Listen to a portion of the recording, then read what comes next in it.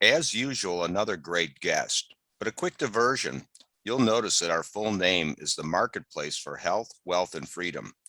Well, let's talk about your health for a moment. If you'd like to escape from the stranglehold of insurance and be able to see alternative doctors or go across state lines for care, then you definitely need to take a look at patientempowerment.mpb.health and see if that's the fix you've been looking for. Now, let's get back to the show.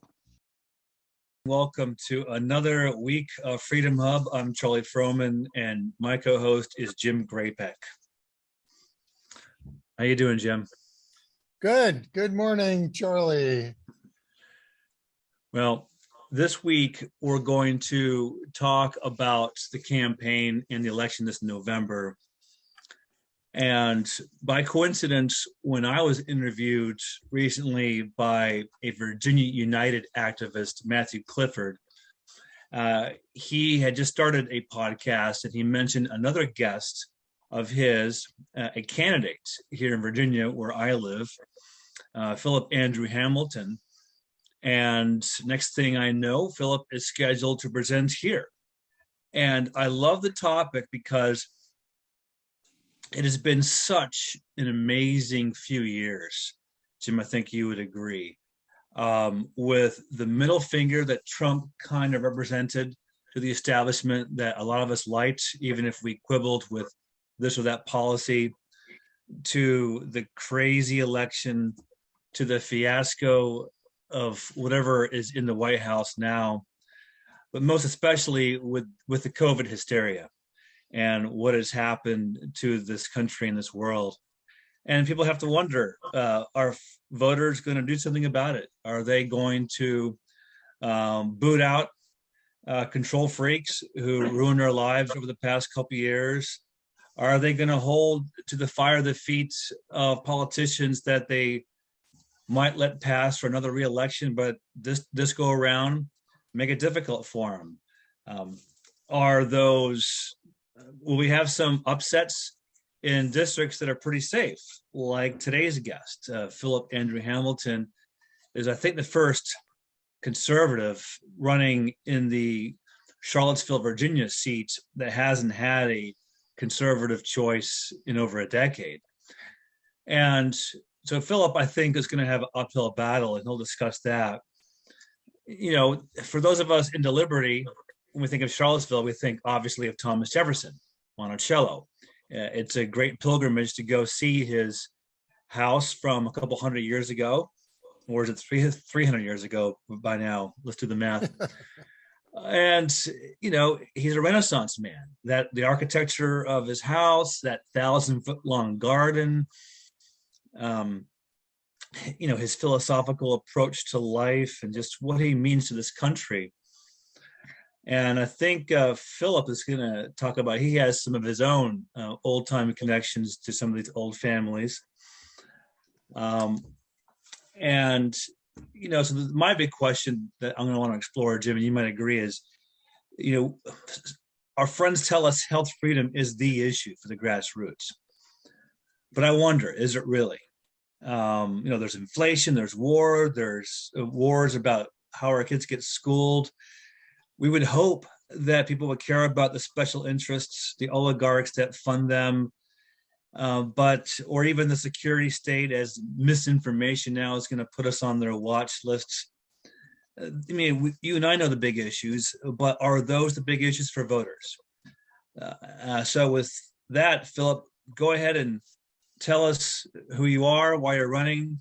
You know, you could answer some of those big questions I answered, or we could wait till the Q&A and tackle those questions then.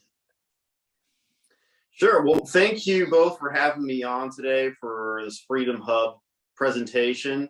My name is Philip Andrew Hamilton, and I was the first Republican to run for the Virginia House of Delegates in the 57th District of Virginia in 16 years. So President Bush was still in office the last time a Republican ran in Charlottesville. And on my campaign literature, I had these words: proud historian, defender of liberty. And I stand by those words. Those are things that we all should be fighting for as conservatives. Culture is important. I'm actually a relative of George Mason IV on my mother's side of the family. As you know, he wrote the Virginia Declaration of Rights, which guaranteed freedom of religion, freedom of assembly, freedom of speech, and really it segued into the First Amendment of the United States Constitution, which had those same guarantees.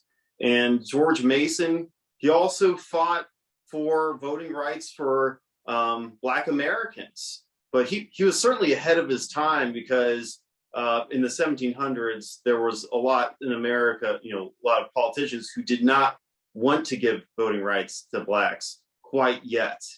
And I'm proud to be a relative of George Mason. I'm proud to live in Charlottesville, home of Thomas Jefferson. And I've been to his home, Monticello, multiple times. Always enjoy going out to visit and seeing the historical markers related to Jefferson, including his other homes, such as Shadwell. They're in the Charlottesville area. And right now, I'm actually embarking in another race. I'm running for the 4th Congressional District in Virginia. I'm hoping to represent that area, to unseat Donald McEachin, who is a Democrat who supports Build Back Better, who supports the Affordable Health Care Act, who supports the COVID-19 lockdowns and mandates and the reduction of medical freedom in America, who's a huge climate change guru who doesn't believe in energy independence for America. He is along the same walks as John Kerry, who thinks that the ongoing war in Ukraine, his concern is climate change and how the war is affecting climate change rather than actually winning the war and getting America back to drilling at home off of not just Russian oil, but Venezuelan oil and Middle Eastern oil and other countries. So that way we can export oil to Europe so they can get off Russian oil as well. This is a huge national security issue, and we need more folks in Congress who are going to block President Biden's executive orders and bring us back into energy independence. So that's something I'm going to be fighting for. But there's many other things that Republicans are fighting for as well. Education is a huge issue. Critical race theory, what it does is it designates some people as oppressors and some as the oppressed. People of mixed race have to condemn their own whiteness, and in order to get a passing grade in class, it's absolutely ridiculous. And I've met Jared Nixon, who is a 17-year-old who is mixed, who's half Black, half Asian in Loudoun County. And he came out to me last year and said, I'm against critical race theory. It's pitting my classmates against each other. And I said, you're absolutely right. And we shouldn't be teaching this garbage, and I'll say this, garbage in our schools, which is the antithesis of what Martin Luther King once said, judging people by the content of the character and not by the color of their skin. And we're pulling back from Martin Luther King's vision. So we have to ban critical race theory in all public schools federally. I think we need to pass that in Congress. And it's great that we're taking that fight to school boards, but we got to take it up one more notch. And that's something that if I'm elected, I'll be fighting for. We need term limits for members of Congress. We need term limits for the Supreme Court. And I support an Article 5 convention of states so that we have term limits embedded in our U.S. Constitution. And as a relative of George Mason, and George Washington and Thomas Jefferson and many other of our founding fathers who didn't believe in career politicians, they'd be appalled at what's happening right now. And Democrats and Republicans are both equally guilty of abusing their offices and staying in for too long and not letting the tide turn more frequently. Both Mitch McConnell and Nancy Pelosi, they've been in there for way too long. So I'm in full support of term limits, has to happen. And I think more Americans are in support of that now than ever before. The Convention of States movement, they have 18 states that have passed it in their General Assembly building. West Virginia and Wisconsin were the two last states to join that movement. So they're over halfway past the finish line. So let's bring the finish line. And I hope patriots such as Mark Levin, who wrote the Liberty Amendments and other books, will help spearhead that movement and allow it to complete within the next 2 to 4 years. Another issue that is really dear to my heart is preserving our history. As we saw with Antifa and Black Lives Matter, we saw hundreds and hundreds of historical statues, monuments, not only vandalized, but destroyed, removed. We saw Abraham Lincoln, his statue was taken down in Portland. We also had Ulysses S. Grant, who was a general in the Union Army, and his bust was removed from the Golden Gate Park in San Francisco. We have Juniper Sierra, was part of the California missions. His liking was removed in California. And we have Theodore Roosevelt, one of his statues removed in New York. Thomas Jefferson, one of his statues removed from the New York City Hall. And of course, we've seen in Virginia, many Confederate monuments have been removed. And as a historian, I strongly believe instead of removing our history, let's add on to it. And particularly with the Civil War monuments and statues, why don't we add statues to the Union, United States colored troops, and to Union generals and other folks who fought on the Union side? There were 68 UVA Unionists who all went to the University of Virginia and who fought for the Northern cause. Why not honor those folks? But the Charlottesville City Council had no interest in honoring either side in the Civil War. They just want to remove history and just hopefully, let's just wash your hands clean and people will forget about what happened and forget about our heritage. And history doesn't work like that. You can't just remove statues and expect people to forget. It's not going to happen. And it's a clear Marxist movement. I mean, it's not just Democrats. This is Marxists within a progressive party who are seeking to abolish American history, to indoctrinate our children. And if you break our culture, then you can have a revolution and change our country. And this is a war, a political war to save our nation. And I'm happy to be part of that on the front lines. And you know, that's why I'm running for Congress.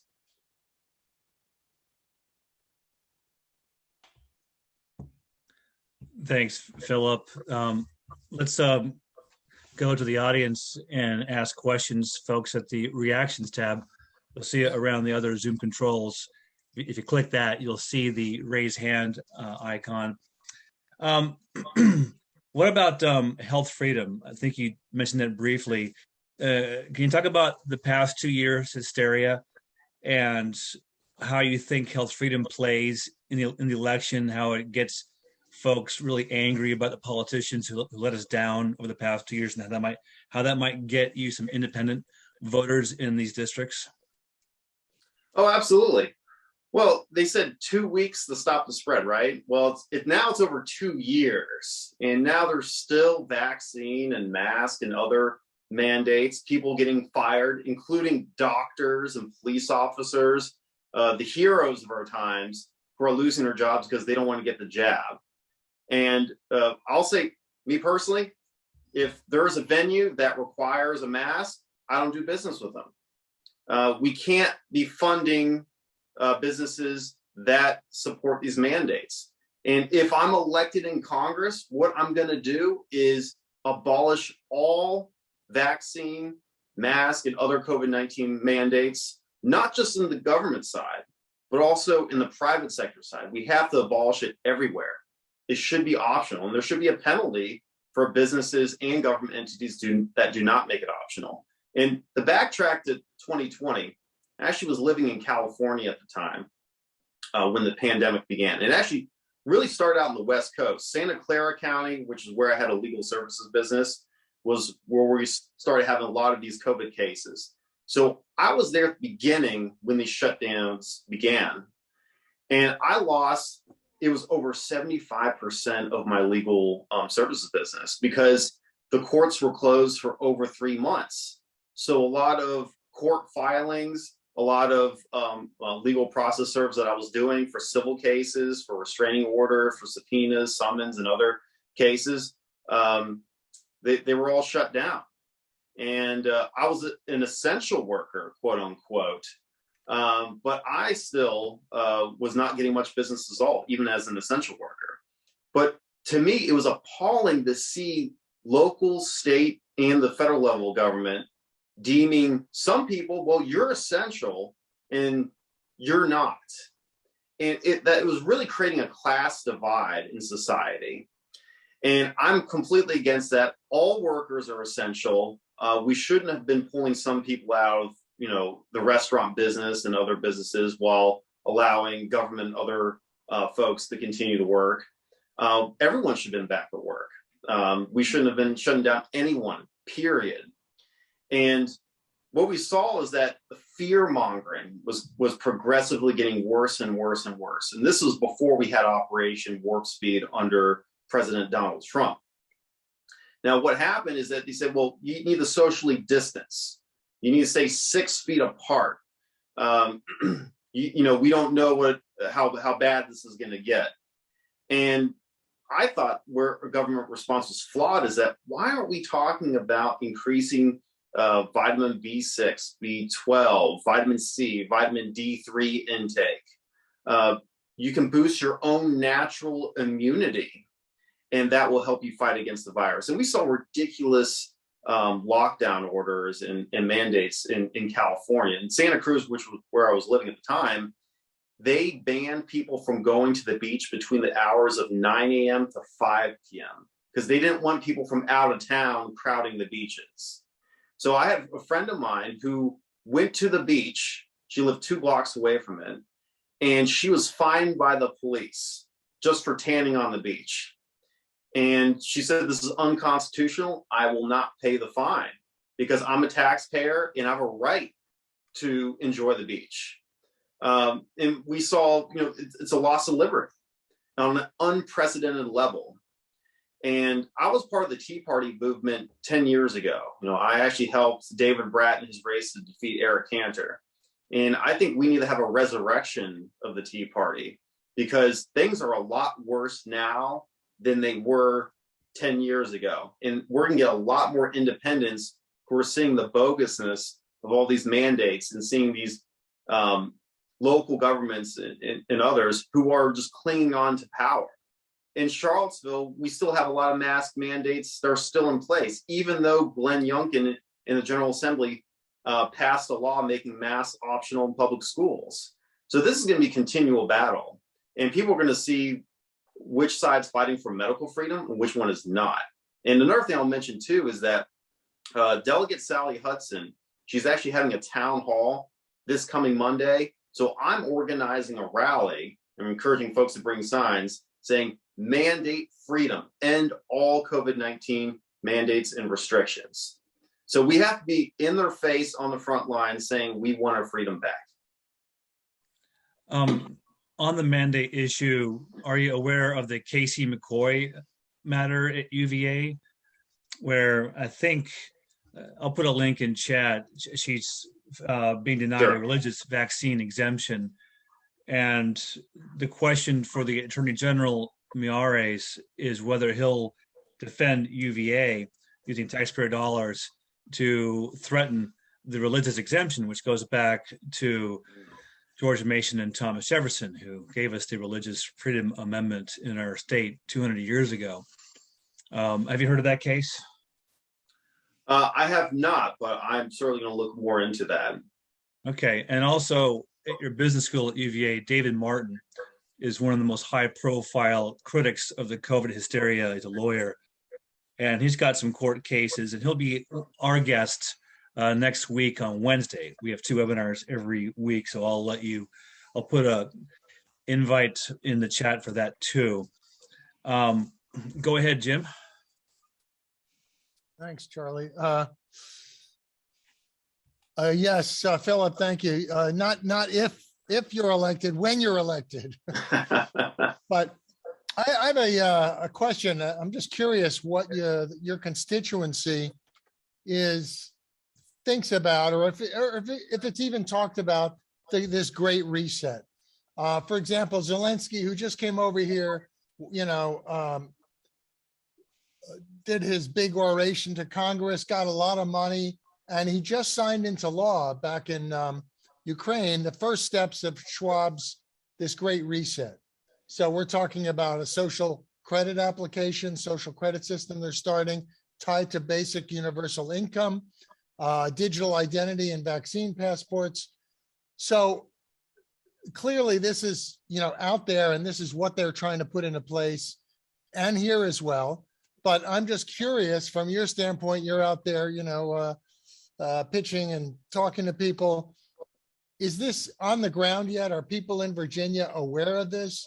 Do they see the bigger picture? How are you approaching it? Thank you.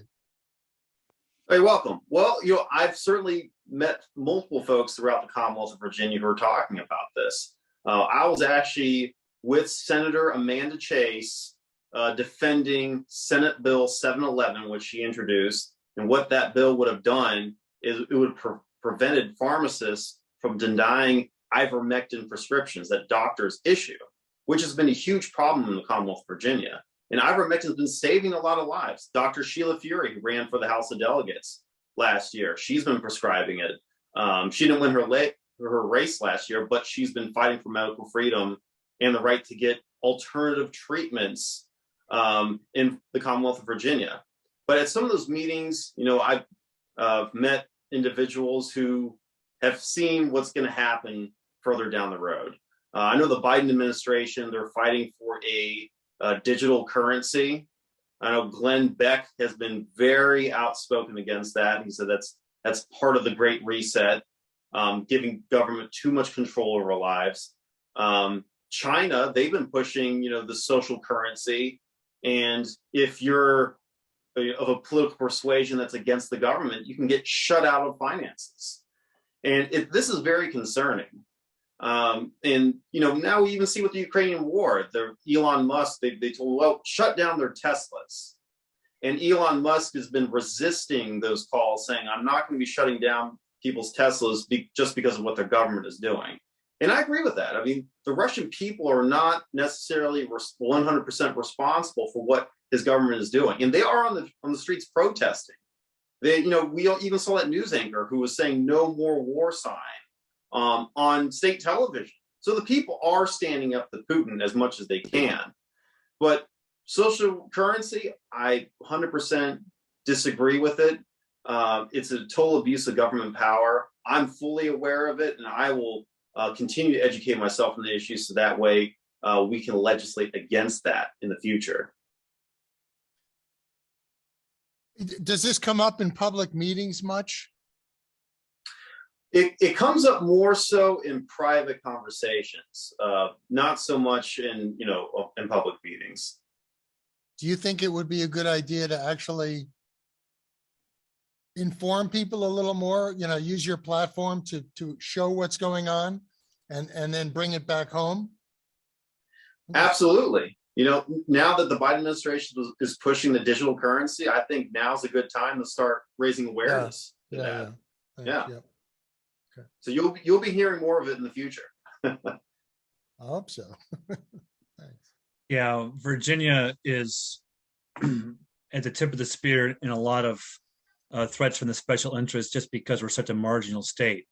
We're so evenly divided between the Dem Borg mob in Northern Virginia and the rest of the state. That'll come into play with the wireless deployment and how that's being implemented through NGOs. So that's the method of the special interest to bypass the legislators, so they can just declaim responsibility and say it's out of our hands. And the vaccine passport infrastructure is being implemented now, and Virginia is one of the adopting states. So health freedom is big, it's growing, and it'll only become bigger.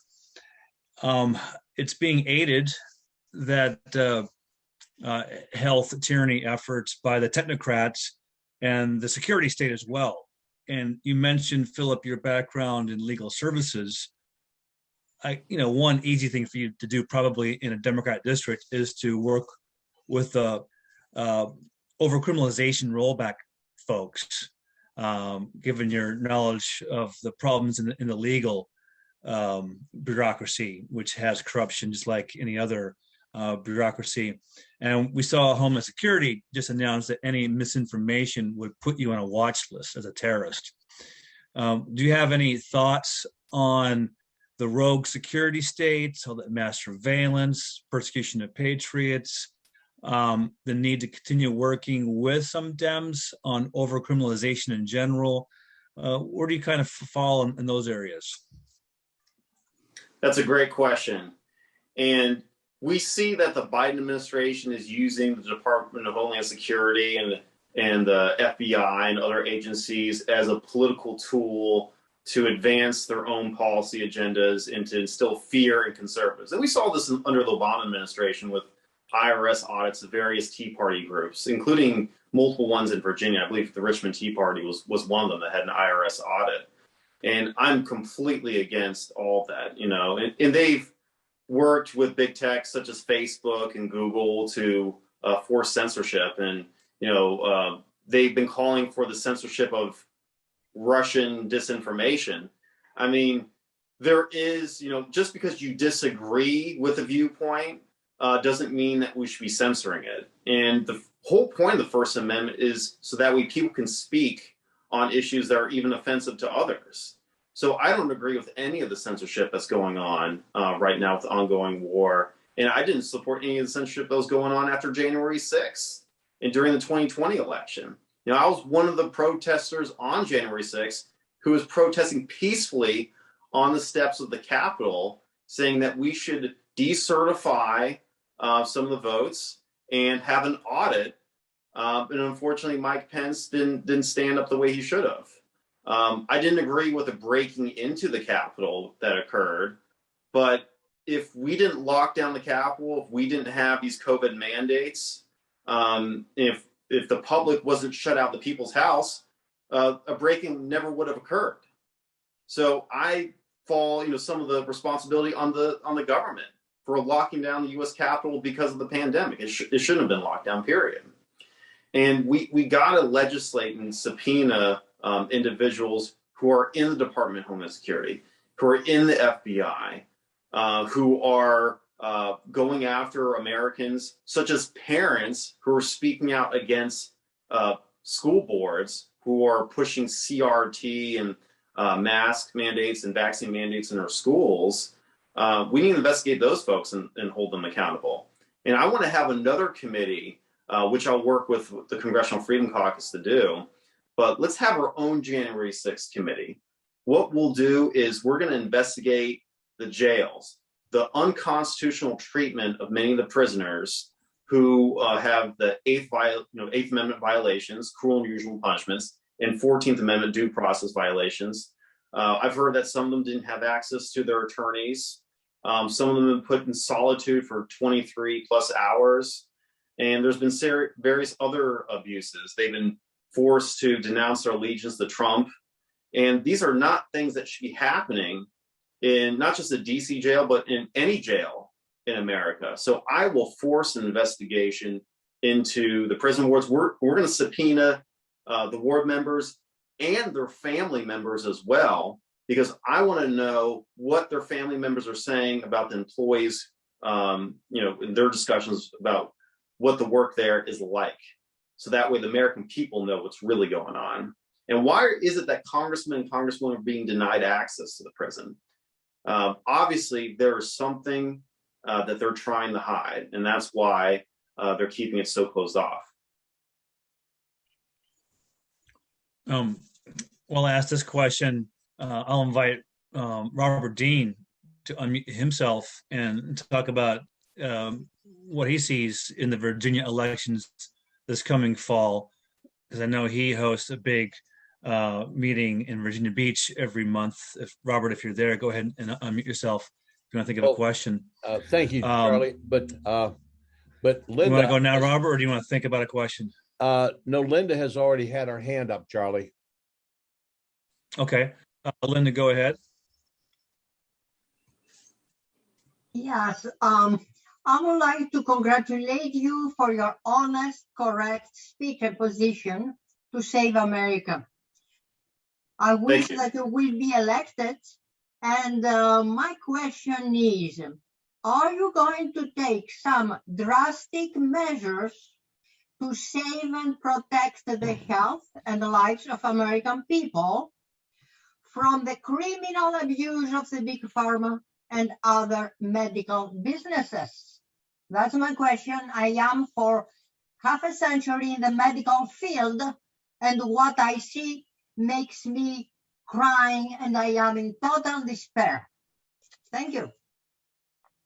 You're welcome. And that is a great question. And I am going to attack big pharma. And what we need to do is go after all these politicians who are in bed with Pfizer and Novavax and Moderna and these other vaccine companies and find out how much money are they getting towards their campaigns to push these vaccine mandates. You know, and let's go up to the president. How much money has Biden been getting from the big pharma regarding, just lobbying for vaccine mandates? Because when the government mandates a product that people don't want, if some people want it, fine. But if some people don't, it shouldn't be pushed on them, and they shouldn't lose their job over it. And they should not lose their ability to go to the movie theaters, to go to grocery stores, to go to restaurants simply because they don't have a jab. It's absolutely ridiculous. And I'm going to fight against that. And we got to expose the politicians who have been getting money and say this is corruption. And I know there's some folks who are looking into it, and hopefully when there's a report that comes out, we'll make it public. And the media too. There's a good Substack today that I'll put in chat about the $1 billion that all the mainstream media Oregon received from the Democrats to push the vaccines nonstop for a year, 24/7, with all those Pfizer, brought to you by Pfizer, over and over again. Robert, how are you doing, sir? Charlie, thank you very much. I'm doing quite well, and good Thursday, afternoon now to everyone who's on here. Andrew, let me ask you a question before I get into the four candidates who are running for the 2nd congressional district down here. Sure. I have two questions for you. What do you believe is the role of government, number one, and what will be the first 3 things that you will do when elected? Sure. Well, the role of government is to protect life, liberty, and property. And government has not been following those roles. We have, liberty is on a downfall right now, and forcing mandates has been a severe reduction in liberty. And going after, parents who are speaking out school board meetings, that's a reduction of liberty. And pushing unconstitutional mandates, we can go on and on. Big tech censorship, which the Biden administration has been supporting, that's a loss of liberty. And, if I'm elected, top 3 things that are going to be on my agenda. 1, term limits. We need to have term limits for all members of Congress and the Supreme Court, so that way we can root out a lot of this political corruption that's been going on, so we don't get these career politicians out. It was not designed for people to be there for decades. And Joe Biden himself, he's been in office for over 40 years in various positions, and it shouldn't be like that here in America. Another thing I'll be pushing for is a balanced budget amendment. We have a runaway deficit that's over $30 trillion and growing. Keynesian economics is not working. And I would bring us back to the gold standard. I think that's something that we should do. It was a huge mistake for President Nixon to remove us from the gold standard. We need to bring us back on there. And Biden thinks that spending more of your money is the answer to inflation. Well, what are we seeing 1 year into his office? Inflation at over 10%, and it's probably gonna get worse than it was under Jimmy Carter. And we need to return to fiscal responsibility in our government. Otherwise, we're going to lose our country. We're going to experience hyperinflation, and this will certainly lead to this great reset that we're worried about. The economy is a huge role in that. And the third thing that I'm going to be fighting for is energy independence. That is a huge issue for us. I think in order to reduce inflation in America, we got to start drilling here. We got to reopen the Keystone XL pipeline. We got to open up other federal lands for drilling. It's disgusting that there are Democrats who are out there just saying, oh, it's Putin's fault. It's Putin's fault. No, it's your fault, because the reason why that we don't have enough oil here that's being drilled and refined is because you want other countries to do it, and you want to pay them Venezuela and Saudi Arabia and all these other countries to bring oil to us. And it's all in support of these climate change gurus who want to force a radical agenda on all Americans, which is hurting not just our wallet, but it's hurting our national security. Because what happens when we're giving more money to Venezuela, which is a friend of Putin, and they're a socialist country? Why should we be emboldening socialist nations? We shouldn't be. That's the answer. Well, Mr. Froman, you asked when you invited me to speak right now about what's going on in 2nd Congressional District. We have Jen Kagan, who appears to be the front runner. She's a current sitting senator at the Virginia General Assembly, along with Bill DeSteff, representing Virginia Beach, and then with the redistricting. And we also have John Cosgrove from Chesapeake. These new lines have they've grown out of control. The new if you want to call it gerrymandering. And in addition to Jen, who was a former Navy helicopter pilot, we have Andy Bond, who is a retired Navy captain, and we have John Bell, who's a retired Navy chief, and we have Tommy Altman, who was a former special ops guy with the Air Force. So we have very good and very competent candidates. We only have one, though, Jen Kagan, that has a voting record.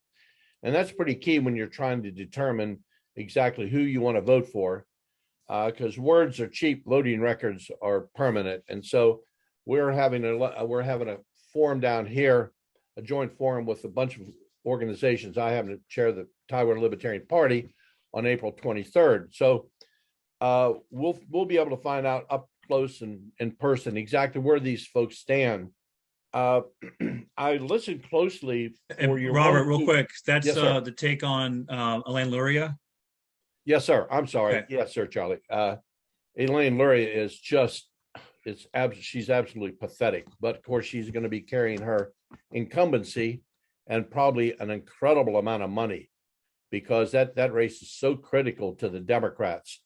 And of course, we're also facing, if Jen would get elected, that leaves a hole in the Virginia Senate where we're already in the minority, or at least the Republicans are, the conservatives. So they're going to have to find a candidate to replace her for that race. But that just gets us where we are. We need to get the majority like we have in the House in the Senate. And maybe Andrew or Philip has some ideas on that in other parts of the state where we have these incumbent senators on the Democrat side that need to be replaced. And can you use any of your influence, Philip, with your followers to get this done? And I don't think we have any Senate races. Do we have Senate races in November? Virginia, I don't think so. Not until next year. Yeah, next year. Yeah, that's right. So do you have any thoughts on these issues that I've just mentioned? Sure. Well, actually, this week I endorsed Mr. Bell. Okay. In his congressional run, because I believe he's a truly America First candidate. he's going to fight for energy independence just like I am. You know, I know he's going to want term limits. He doesn't believe in career politicians just like I am, and we would definitely be great partners if both of us ended up getting the nomination this June. And Jen, I think that she's more of a moderate flavor. You know, she voted for a transgender birth certificate bill, so that way you can change your name without requirement of any medical procedure done. And I think that was very disheartening to hear, because she really bent into the culture war that the progressive Marxist left has been pushing on us. And part of that culture war is gender theory. You know, you can push to children as young as those in elementary school that you can just be whatever gender you are, and to not just acknowledge it, but to groom these children into these various 100+ genders that they've formulated. There's two genders, man and woman, and that's what's been dictated under God, and that's what I believe, and that's how I would legislate as your next congressman. Now, we have to reach out to the youth. Let's say, for example, you know, Jen does win the nomination and the seat's vacant. You know, me personally, there's one issue that I strongly believe in is the legalization of marijuana. There are a lot of Republicans who disagree with that, and I totally understand their view on that. But I'm more of a libertarian-leaning Republican. I think that government should have their hands off on that issue. Let's legalize it. Let's get the black market out. Let's tax it at a lower level. When I was living in California in 2016, I voted for legalization as a citizen, and I saw a lot of benefits for it. My twin brother, who still lives in Santa Cruz, was working at a couple different marijuana dispensaries, so I got to see some of how the business works on the inside. What was interesting was that California taxed it at 33%, which is way too high. And now you have areas such as Humboldt County, which is in Northern California, which have a lot of crime related to the marijuana business, and the black market is still booming in that area. And the reason why is because people are going to keep on buying illegal marijuana versus legal marijuana because of the tax rate. So if we legalize it, we have to make sure it's taxed at a very reasonable level. And there's a lot of youth that I've been speaking to, including VCU students, who said they're going to support my campaign because I am all in on marijuana legalization. It's not one of the top issues I have in the campaign, but it's definitely on my platform. And if we get someone to replace that Senate seat, I think if they support marijuana legalization, it'd be more likely for a Republican to hold that Senate seat. So that's what I'm going to encourage.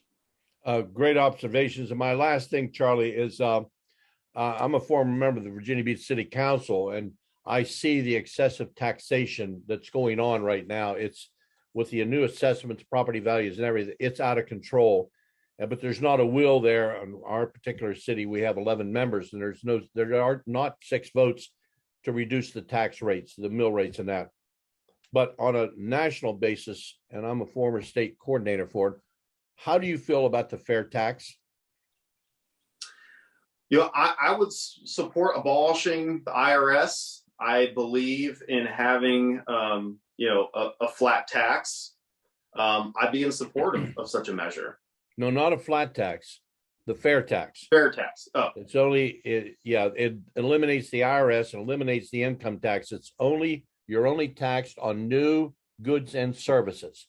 So if you buy a used car, no tax on it. New home, no tax on it. You go out and live in the woods in a cave like Charlie has done in the past. That's right. Yeah, the beer. You don't pay any taxes to anybody. So I just, if you get a chance, you ought to look at very closely. And in fact, we had a big push years ago, but that sort of died out a little bit, and some of it just got worn out. But thank you very much for your presentation today and your candidates. absolutely. And somewhat impressed with some of your things that you've said on here, and I've made some good notes. Thank you. Thank you. And just to add on to that, I've come out in support of a flat tax. I will look more into the fair tax. Of course, I've heard of it before. But, a flat or a fair tax, both of them will be better than the existing system that we have right now. Yeah, exactly, Philip. Yeah, the fair tax is just the idea to tax sales, not income. And as long as you have an income tax, it can become complicated again. So, and thanks for that. Jim, go ahead. Thank you, Charlie. Philip, I'm wondering if you could speak to what's going on with election integrity in Virginia and in your area. I know there's a lot of things happening here in Maryland. So if you could, address that, that'd be great.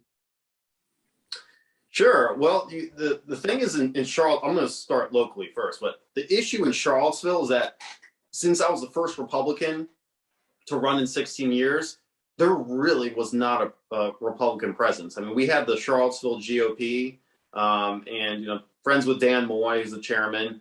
But the issue I had was that the meetings for the entire year were all virtual. And I said, well, if we're going to be the party of freedom and bringing things back to normal, why the hell are we having virtual meetings? And we only had one meeting that was in person. It was a end of summer kickoff. And we had Rob Bell, Matt Ferris, representative of the Youngkin campaign, and I spoke at that meeting. But one meeting is not going to be enough. And the thing is, on election day, there were various precincts. There were no Republicans present giving out literature. So I ended up staying there for 1 to 2 hours at a time. And I was there from the crack of dawn until the polls closed, in the rain, giving out literature, talking to voters. And I needed more support. I didn't win the election, but I could have definitely gotten more votes if there were more volunteers on the ground. And another problem was that Steve Harvey, who's running for the Board of Supervisors in the Whitehall District in Albemarle County, he was recruiting poll watchers. And he did get some to work in certain areas. But the poll watchers, there wasn't enough of them. And what was interesting is that, I heard that some of the poll watchers, the Republican ones, were seen as adversarial, and the Democrats didn't want them there, period. And that Dan Moy, who's the chairman of the Charlottesville GOP, he actually asked one of the poll watchers, which was Congressman Bob Good's brother, to vacate because the Democrats were uncomfortable from their presence. Now, the Republicans shouldn't be caving into the Democrats in these Democrat majority areas, because that just solidifies the majority. And I was at this one UVA precinct, and they had 5 Democrats at a table, and then just me right next to them. I mean, we have to turn the tide. And the thing is, other unfortunate thing one too was that the establishment said, well, Phil's not going to win, so we're not going to invest in him. Even up to Glenn Youngkin, he didn't invest any money into my campaign. And the fact that I was running meant that we had a fighting chance. I know Youngkin gave, it was like between the $6,000 to $8,000 for various other candidates. But how much I got? Zero. And that's very unfortunate, because the Republicans should not just be investing in those who are in winnable districts. They should be investing in all districts, because we have to be on the offensive, not just on the defensive. Now, fortunately, we had a red wave last year, and we were able to get a majority in the House of Delegates, but we need to be more aggressive in future races. Now, regarding the election integrity, it's the whole mail-in ballot issue is horrible. I mean, we had, states like California, Governor Newsom said, well, we're going to mail a ballot to everybody. And that's wrong. We should only be mailing ballots to individuals who request them. Because when you just mail it to everyone, that skyrockets the chance of fraud. So we need to, I think we should ban that on the federal level, period. We can't have universal mail ballot measures. And I don't think state governors have the authority to do things like that. So we should ban that. I also believe that if you have a mail-in ballot, your ballot should be notarized in front of a notary. So that way, the person who's mailing it back, they are who they say they are, and a notary is able to verify the ID of that person. And I think that will really restore people's faith in mail-in ballots if we have that notary requirement. So is there a lot of that going on in Virginia? Are there groups? Are you working with people that are working to get some of these laws through, or to follow up on elections for the actual counting of votes and checking the machines and the audits and so forth? Well, I'll say Chasing Freedom. Chasing They're Freedom. a great organization. They have some former military members are in there. I know they're big supporters of Amanda Chase because she's been spearheading election audits here in Virginia. Unfortunately, her request for an audit was killed in the Senate, but at least she's out there fighting. And let's continue the fight for that, because I think we may need to have an audit of the 2022 election. We don't know what's going to happen this year, but there could be some instances of fraud, which is entirely possible. And we need to fund an audit so that way the public can have faith in our systems. But unfortunately, Democrats, just say, well, there was no election fraud. But in 2016, for those who have, short-term memory, Hillary Clinton's supporters said that Trump stole the election.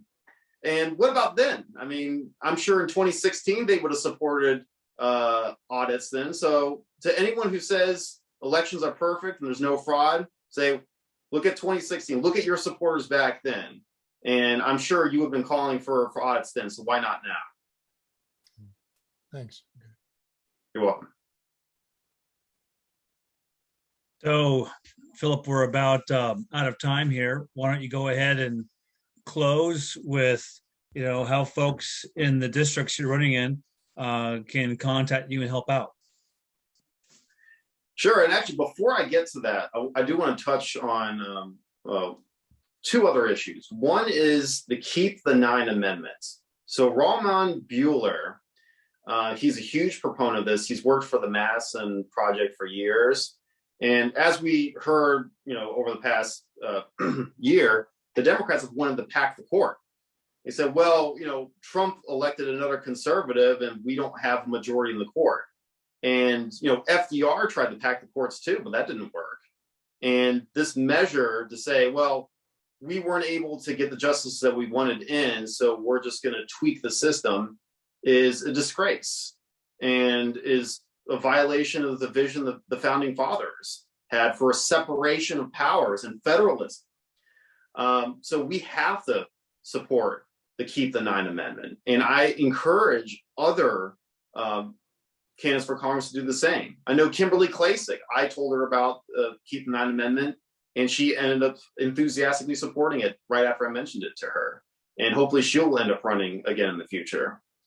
And another thing I want to mention as well is the ongoing war in Ukraine and what led up to it. Some say that January 6th and our weakness in letting the Capitol be stormed was the root cause of Putin deciding to invade Ukraine.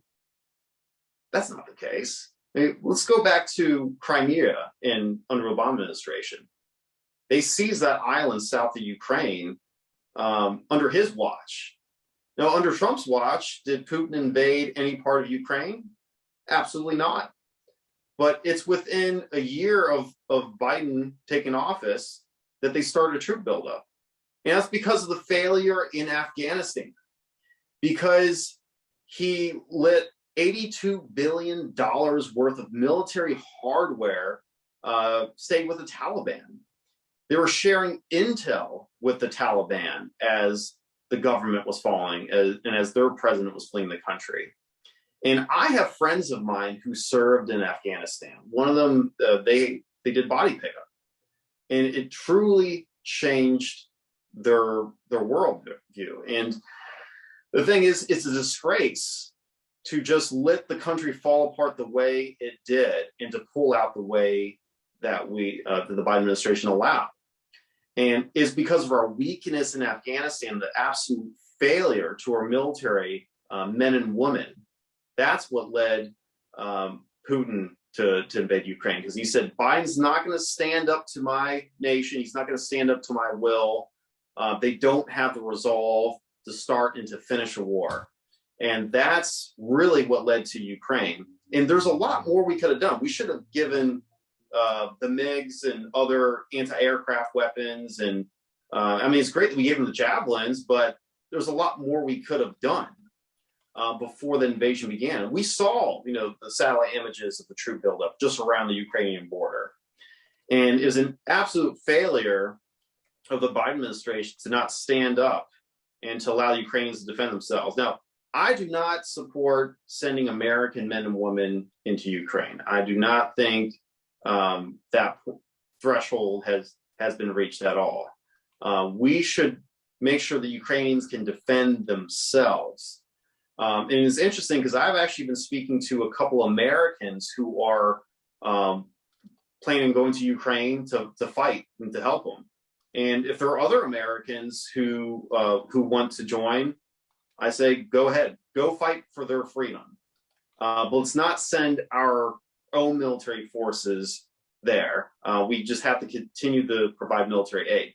Now, the Biden administration, they're just responding to Putin's nuclear threat, saying we're going to, send a nuclear bomb. There was one politician who said that we should fire a nuclear weapon into the Nevada testing ground where they tested nuclear bombs for decades during the Cold War as a threat to the United States. And why is it that we aren't taking a more aggressive stance? Why aren't we instilling fear in the Russians? I don't think we should just be responding. We should also be more aggressive. It's peace through strength. And that's what Ronald Reagan said. And we need to continue that. We need to continue to test our THAAD missile system in Alaska and California. So that way, we have the anti-ballistic missile capability, and let the Russians know, especially Alaska's right next to, one part of Alaska is 55 miles from the Russian border. Let them know that we're ready if the worst case scenario were to happen. But we're just not going to bend over to their will. And America needs to show that we're stronger than what the Biden administration has been showing us to be. But for folks who want to help out with my campaign, you can reach out to me directly at Hamilton for Congress. So it's Hamilton FOR Congress at protonmail.com. They can contact my cell phone directly, which is 434-365-4544. They can go on my Facebook page, which is Hamilton for Congress, Make Virginia and America Great Again. They can check out my political blog, which is thehamiltonpress.com. I have a history website, hamiltonhistoricalrecords.com, which I've been operating for over 4 years. And my campaign page is going to be coming up shortly, which is hamiltonforcongress.com, and it should be launching by this weekend. But thank you all for having me on. This has been a great discussion, and I look forward to coming back in the near future. So what about your wealth? If your money could actually talk to you, would you listen to it? Well, with the DNA Network Academy, your money actually can talk to you. And it's going to tell you just what it told this client. This family had over 24 debts, mortgages, car loans, the works. They were on track to take 20 years to pay it all off and instead did it in 8.5. Plus, they did it without refinancing, making more money, or even changing their lifestyle. So find out for yourself with a free analysis that is completely confidential. No personal information, no social security numbers, no credit checks, none of that nonsense. But what is exciting is that the outcome of that report you receive is a guaranteed outcome for you. To get that report, head on over to bit.ly/debt to wealth. You will arrive at this simple form. Fill it in as simple as lender number 1 and credit card number 2. What really matters is the accuracy of your numbers. You'll be able to see that if instead of 20 years or whatever your number is, that you may actually be out of debt and on your way to wealth in as little as 6.3 years like this client.